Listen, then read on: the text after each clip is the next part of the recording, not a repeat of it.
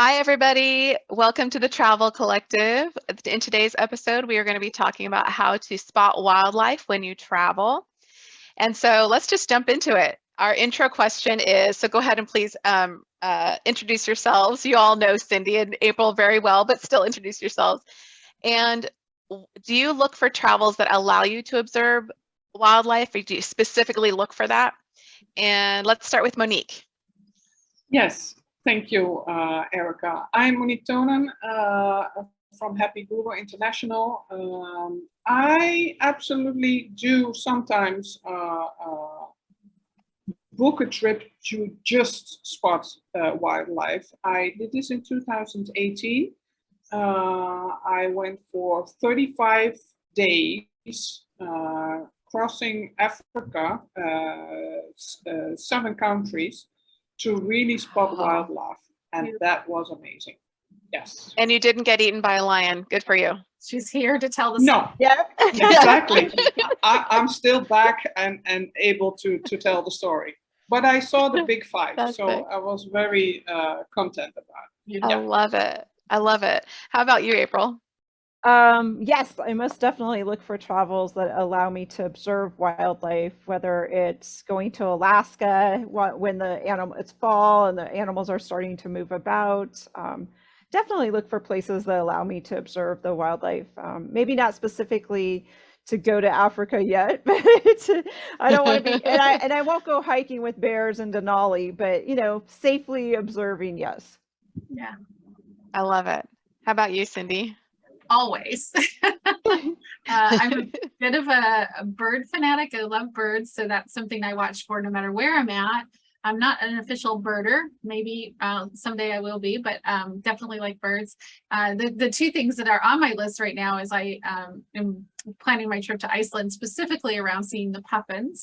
I want to see them in person. Oh. Yeah, and sometimes I've seen a lot of these animals, right? You can see them in zoos, you can see them in different places, sometimes in a show or something, but I really think there's something magical about seeing the animal in its habitat, and many times in groups, right? Like seeing it together, which is something that you can only see if you get it in nature. So I do have several bucket lists, and they're mostly around seeing animals, specific animals in that kind of way. Mm-hmm. I love that. I don't think I introduced myself. I'm Erica Pollock, and I own returnrefresh.org. And I am growing in my ability to look for animals. I tend to look for nature, but I think of that in terms of green biomass rather than the fauna. But I love in Maui and in California, I feel so connected to whales. So I love to go under the water and listen to the whale song when they're close by, and you can hear the mamas talking to the babies, especially in Maui where there's a little nursery right off the coast there. Nice. So yeah, I love that. Okay, so how are each of you? Oh no, forgive me. I jumped questions here. Share a story about a memorable wildlife encounter that you've had on your travels. And we'll switch it up again. So Cindy, are you ready to share again? Sure, I have a number of them, but I'm going to share the story of seeing monkeys in Belize. So of course that's not an unusual thing to see them when I was there. But what happened was you hire a taxi driver in that country to just sort of take you wherever you want in his regular car, and he sort of just takes me for the whole day and waits while I visit my things and comes back. So I had a gentleman who was my taxi driver, and he was waiting in the parking lot at one of the ruins that I was visiting. And I just walked back, and I thought we'd hop in the car and go, but he himself had been watching birds and monkeys. That's what he was doing in the parking lot while I was doing my exploring. And so when I came back, he asked, do you want to see them? And I said, absolutely. And so we just got out and walked, and he was pointing them out. There were monkeys with babies, and I would never have seen them because they were so stealth and quiet. Wow. But because he had been spending, like an hour or more sitting in this parking lot, he had been observing, and he was kind enough to share all of this with me. And we spent a good maybe half hour or more just watching them jump from tree to tree. And I think that was probably special because of his sharing and how much he enjoyed it. So it was both a unique experience, but also having a local really want to share that with me was very cool. Oh, thank you for sharing that. That's beautiful. April, how about you? I kind of liked your words, Erica, about growing in my appreciation because I know a lot of people will specifically go to Alaska and go to the island where they see the bears catching the salmon. And I'm still just, I don't know, I'm a little hesitant yet to do that. I just kind of want to let them enjoy their space.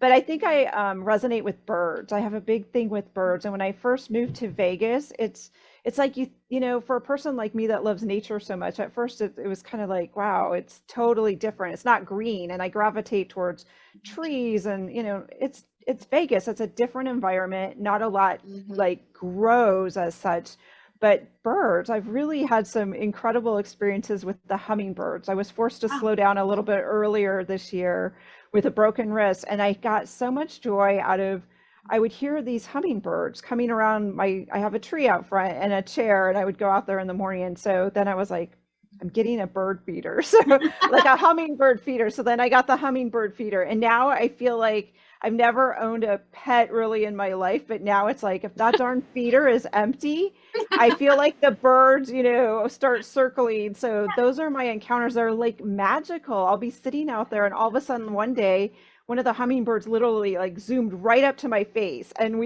that kind of startled me at first. We were like face to face, nose to nose, and I didn't even grab my cell phone. I didn't have my camera near me, but it was just so magical, and it feels very personal now. So now I have this affinity with these hummingbirds, and I'm thinking about finding a retreat that. or going and seeking out a place that has, I guess there's places where lots of hummingbirds will come. So yeah. Oh, that's that's my wildlife fantastic. encounter. Do you know what I love about that is that what you described was very relational.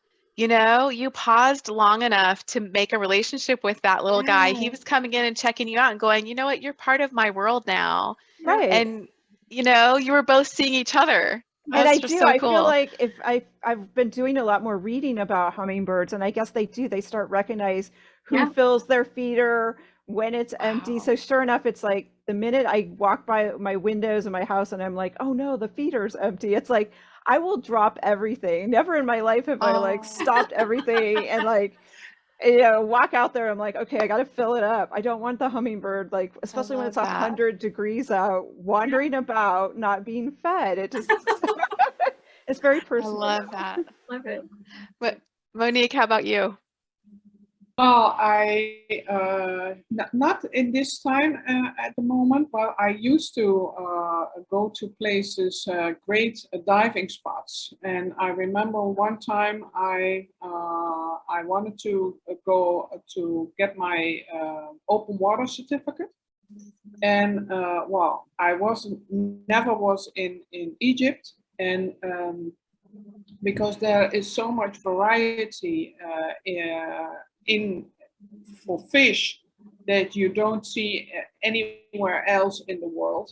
And I remember that I saw a guitar fish, which is very rare. It has a mouth like a guitar. And I remember I was stunned to see this animal, you know, because it's so rare to see it, and I felt so fortunate that I could spot it in that matter. And although the sea is very rough to go places and to see things, but it's absolutely worth it. And well, it's a treasure on my list that I have being able to spot this kind of fish. Yeah, Yeah, absolutely. Yeah. that's so special. Now I have to look up that fish. I've never heard of it before. Okay. No, I well, love there you it. go. Yeah, Special moment. Okay, yeah. so our next oh, sorry, I didn't answer the Yeah. question. To So yours. I actually, on a recent trip to Dominican Republic, oh my gosh, I can't believe I did this, but I swam with sharks. Oh, And it was within, you know, the ocean. It was a kind of, they called it kind of a nursery sort of a setup. So you're not in a cage, you are in this space with these sharks. And I thought, all right, I'm going to do it. I'm just going to be brave. And I was really I couldn't believe this. I was so incredibly surprised that the moment I got in there with them, I expected I'm going to have a panic attack. I'm going to freak out. Yeah. And instead, I felt the most almost supernatural feeling of peace.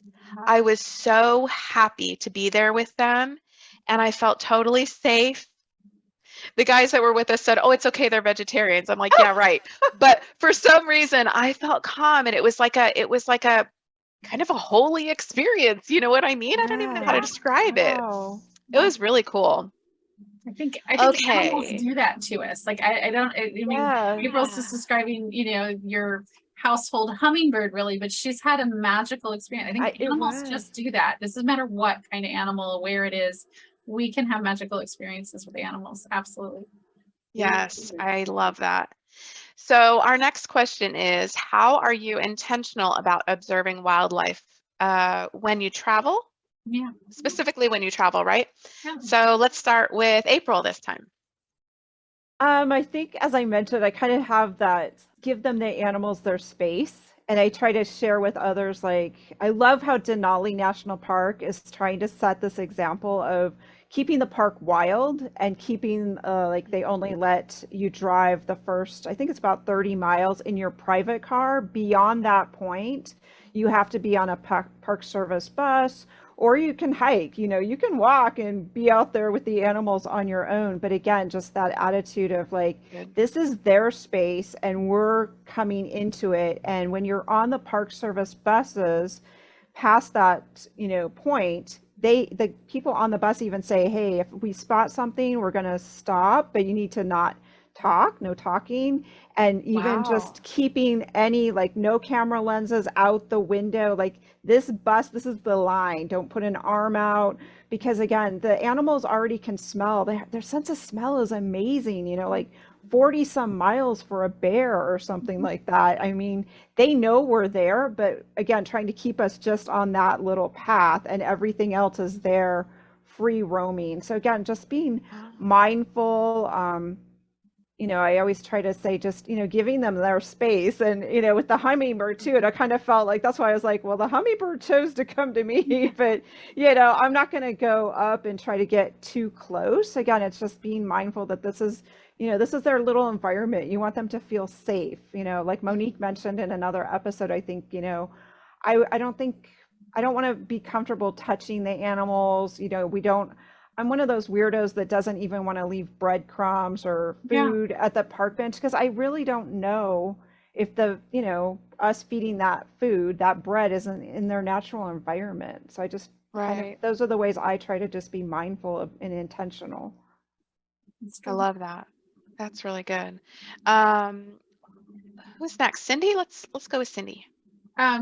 So intentional about wildlife. As I said earlier, you can see wildlife everywhere, cities and other places as well. And we were talking in another episode about slowing down. I think I learned that a lot from my dad. My dad was a hunter. That's something that, we go pheasant hunting and rabbit hunting, deer hunting. That was a normal thing in our family.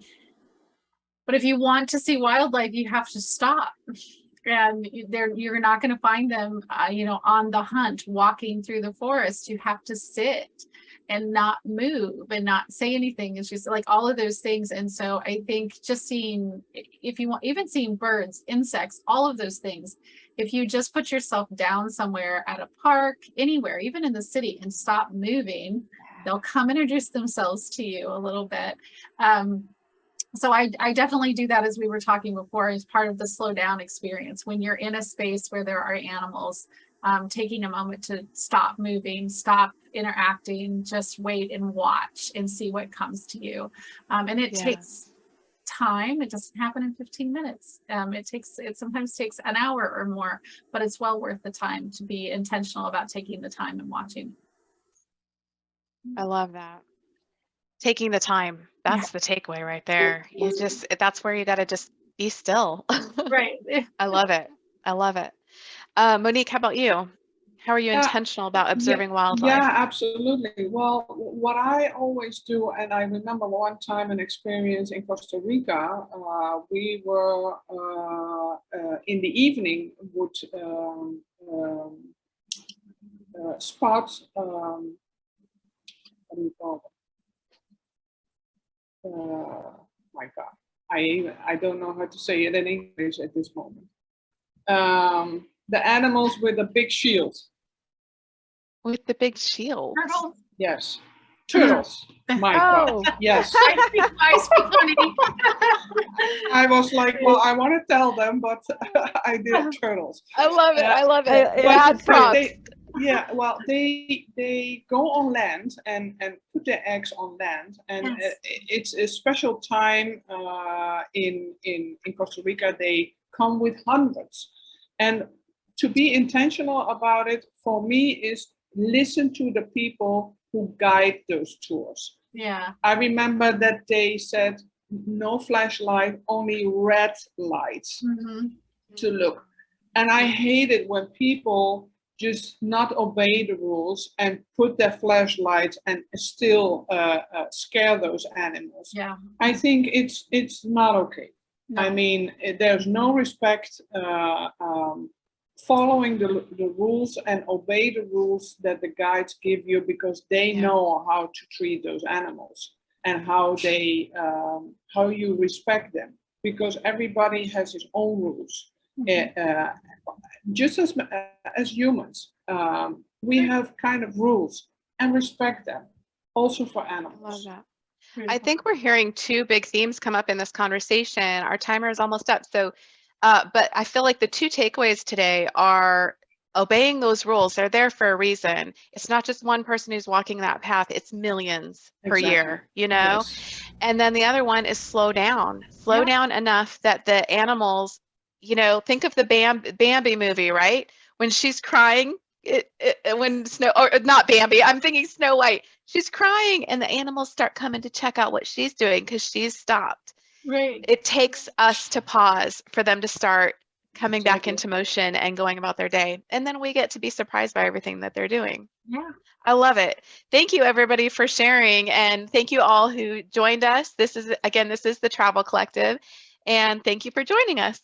Have a great Thanks. day. Thanks, Erica. Thanks. Bye.